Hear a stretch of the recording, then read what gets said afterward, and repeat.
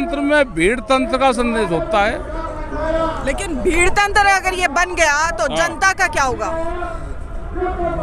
जनता का क्या होगा? तो हम कहाँ ट्रैक्टर लेकर आएंगे? दिल्ली में हमने ज्यादा वो दिखा दिया, तो पैदल आए। 2024 की चुनावी बिसात बिछने जा रही है। आज देश में और हो क्या रहा? पॉलिटिकल पार्टी सब अपना तलाश कर रही है कि वोट कहाँ से मिलेगी। हमें ये है कि फसलों के दाम कहाँ से मिलेंगे। उन्हें वोट चाह रही, हमें दाम चाह रहे फसलों के। ये सवाल हमारा है। संसदीय शासकीय प्रणाली में है हम, यहाँ सरकार पर दायित्व है जनता का। किसान नेतृत्व किसानों की आवाज उठाने का काम कर रहा है। इससे 3 साल पहले भी आप लोग इकट्ठे हुए, दिल्ली से संदेश गया पूरी दुनिया को, लेकिन उसके बाद भी आज तक मूल्यों के निर्धारण की लड़ाई जारी है। देश की आज़ादी को 90 वर्ष लड़ाई लड़ी आज़ादी के लिए। ये किसानों की आज़ादी की लड़ाई है। ये कब तक लड़ी जाएगी इसकी जानकारी नहीं है। अभी ये चलेगा मूवमेंट, क्योंकि सरकार देश के संविधान को नहीं मानती, कानून को नहीं मानती। स्वामीनाथन आयोग की जो सिफारिशें हैं, वो आपको क्या लगता है वो किसी काम की नहीं है? नहीं, काम की हम तो कह रहे हैं। नरेंद्र मोदी सरकार और कृषि मंत्री ये इसको बेकार क्यों समझते हैं? व्यापारियों को नुकसान होगा अगर ये लागू हो जाएगी। ये सरकार व्यापारियों की है। व्यापार से किसान का या जनता का क्या लेन देन? हाँ, तो हम तो लड़ाई तो यही लड़ रहे भाई। आंदोलन तो हमारा यही कि भाई उसको स्वामीनाथन कमेटी की रिपोर्ट को लागू करो, MSP गारंटी कानून देश में बनाओ। यही तो हमारा सवाल है इनसे। जब देश में अफरा तफरी का माहौल रहा कोरोना के वक्त के बाद से, आपने देखा देश की GDP को दुनिया में ऐसा दौर शुरू हो गया कि आपसी झगड़ों के साथ साथ वॉर की स्थिति बन गई। आज यूक्रेन और रशिया में आपने देखा भयावह स्थिति है। विश्व की GDP के साथ साथ भारत की GDP को भी नुकसान पहुंचा। यहाँ पर जब एक बार मैन्युफैक्चरिंग की तरफ सरकार बढ़ना चाह रही है, स्वरोजगार को बढ़ावा देने की बात कर रही है, आपको क्या लग रहा है? क्या युवाओं को, किसानों को इससे कोई फायदा होगा? ये स्किल इंडिया की बात करते हैं। स्किल इंडिया क्या है? स्किल इंडिया है कि लेबर तैयार करना, गांव में मजदूर तैयार करना, उसको लेबर कहते हैं। सरकार उसको दिल्ली में स्किल इंडिया कहते हैं कि स्किल्स बढ़ावा दे रहे हैं, हम मजदूर तैयार कर रहे हैं देश में। और इन्होंने बहुत पहले कहा कि हमको 40% लोग खेती से हटाने पड़ेंगे। तो इसका मतलब 40% लोगों की ज़मीनें हड़पना चाहते हैं। और यह षड्यंत्र रच रहा है कि ज़मीनें किसानों की खरीदी जा रही है, उन पे कब्जे हो रहे हैं। वो कानून में संशोधन कर दिए। तो साफ तौर पर आप सरकार को और बाकी विशेष वर्ग को निशाना साधते हुए कह रहे हैं कि ज़मीनें छीनी जा रही है ज़मीनें बहुत स्पीड से ज़मीनें ले रहे हैं। सड़क के ऊपर की सब ज़मीनें किसान की बिक गई। जितनी महंगी ज़मीनें होगी किसान बेचेगा अपना खर्चा चलाने के लिए। सस्ती ज़मीन किसान खरीदता है, महंगी ज़मीन व्यापारी खरीदता है।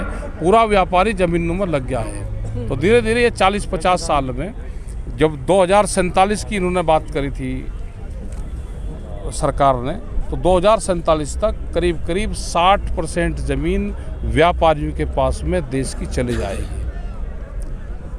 क्या कहना चाहेंगे महिलाओं के साथ में जिस तरह से लगातार अपराध की खबरें सामने आ रही हैं, घटनाएं लगातार बढ़ती जा रही हैं, क्या भारत की संस्कृति नष्ट हो चुकी है? ये पश्चिमी संस्कृति बढ़ेगी, पिक्चरें बढ़ेंगे, खाप पंचायतों को डाउन करेंगे तो ये हालात देश में पैदा होंगे। खाप पंचायत वही तो थी जो पूरे गांव की लड़कियों को अपनी बहन मानते थे। आज वो कह रहे कि नहीं, गांव के गांव में शादियां करो। खाप पंचायतों को बढ़ाना चाहिए, उनकी विचारधारा बढ़े गांव में।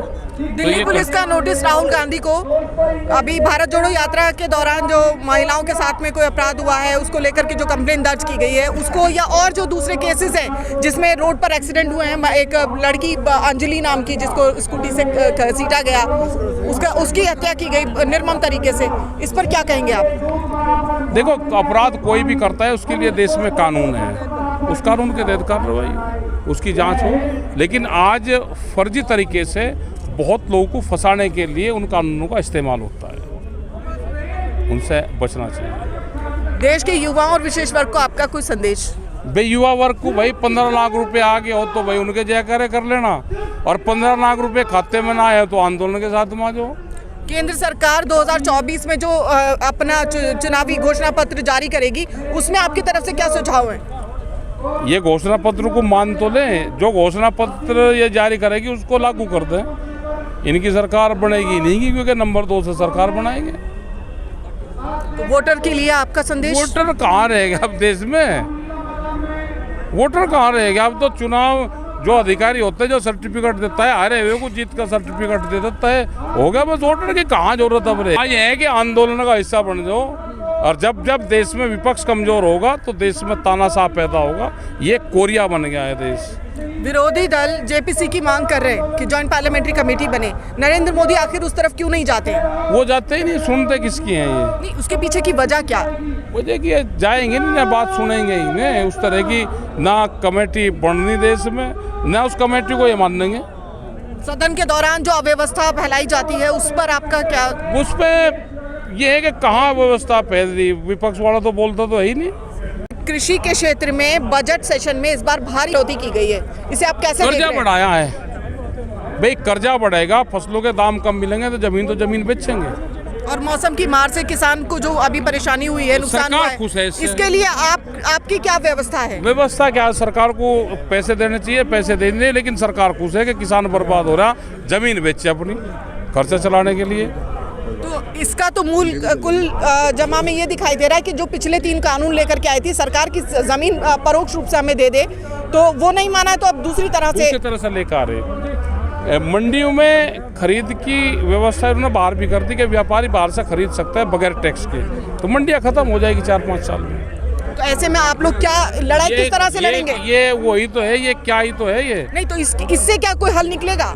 अजय और कहीं से हल निकलेगा, इसी से तो हल निकलेगा। आपकी तरफ से किस तरह के सुझाव हैं? इसके और क्या क्या रास्ते हो सकते हैं? समाधान आंदोलन क्या क्या? का कोई रास्ता नहीं है, आंदोलन ही इसका रास्ता है। धन्यवाद।